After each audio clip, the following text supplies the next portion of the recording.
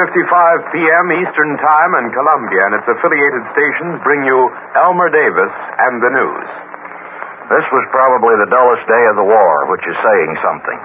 But there's no present prospect that the war is going to be called off, and before long the peoples of Western Europe may look back to the good old days when it was dull. President Roosevelt made no comment on the hints from Berlin that he might be asked to serve as a mediator, but earlier this evening, Albert Warner reported from Washington over this network that the administration doesn't want to be rushed into helping make a one-sided peace, and there is no evidence that the Allies want any outside mediation.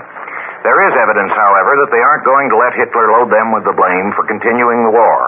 Prime Minister Chamberlain will make his weekly report to the House of Commons, probably on Wednesday, and a London dispatch tonight predicts that he will say that Hitler's proposal for a general conference on the future of Europe might be accepted on these three conditions: that the Germans must not go into the conference claiming the right to keep all they have conquered, that they must be ready to discuss other topics besides colonies and disarmament, which Hitler suggested, such topics perhaps as the restoration of Poland and of Czechoslovakia, and that Germany must recognize the refugee Polish government and agree to its taking part in the conference too. Now, there's no visible reason to suppose that Hitler will even consider these terms. He has insisted that the Polish question will be settled entirely between Germany and Russia, and he regards the Czechoslovak question as closed. But at least this helps to define the issue and makes it harder for Hitler to represent himself as the sole champion of peace. He says he will stop the war on certain terms. The Allies say they will stop it on certain other terms. There seems to be some hope in London that Hitler will then come up with new and more acceptable proposals, but not if you believe what he said yesterday.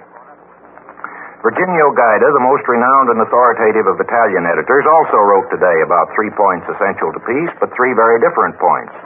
These are justice and recognition of the rights of peoples, the establishment of order in national economies to aid trade between nations, and a reasonable disarmament. Nobody could disagree with the importance of these problems. But Mr. Gaida added that for the last time, Hitler had placed these questions before the democracies. That is, unless England and France accept Hitler's definition of justice and the rights of peoples, the war will be their fault. Well, it appears from Hitler's speech that when he speaks of the rights of peoples, he means the rights of some peoples, the Germans first, then the Russians, and perhaps still the Italians too, if you get around to them. But neither he nor Mr. Gaida means the rights of the Polish people or the Czech people or the Albanian people. This is not a question of moral theory, but of practical politics. It is clear enough that Poland, for instance, can never have a secure future except in reasonable harmony with Germany and Russia. That is a mere question of comparative force. So also, Czechoslovakia can have no secure future without some reasonable basis of getting along with Germany. But there is no evidence in history that the kind of solution of the Czech problem which the Germans have made, the kind of solution of the Polish problem which the Germans and Russians are making, will be any more durable than the solution of those problems that was written into the treaties of 1919. President Roosevelt put that very clearly in his peace appeal to the King of Italy on August 24th. I quote, "Efforts by the strong to dominate the weak will lead not only to war, but to long future years of oppression on the part of the victors and to rebellion on the part of the vanquished. So history teaches us." End quote. So it does. Not only the history of Germany since the Treaty of Versailles and Russia in the brief period of Polish domination 300 years ago, but the history of Poland and of Czechoslovakia too. In other words, and it is worth remembering this in the present interlude, while war aims are being discussed and before the fighting really begins, it is not a choice between a practical and realistic solution proposed by the authoritarian states and the cloudy idealism of the democracies. It is a choice between 2 solutions of Eastern European problems, of which one will not work unless the Nazi state proves far more just to minorities or far more efficient in oppression than the old empires, while the other will not work without more goodwill than can be found in Europe at present. There is likely to be even less after this war is over.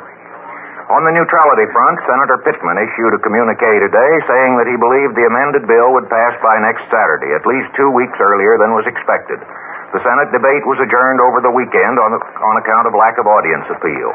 President Roosevelt announced that an unidentified submarine had been seen 15 miles off Miami, 285 miles within the safety zone.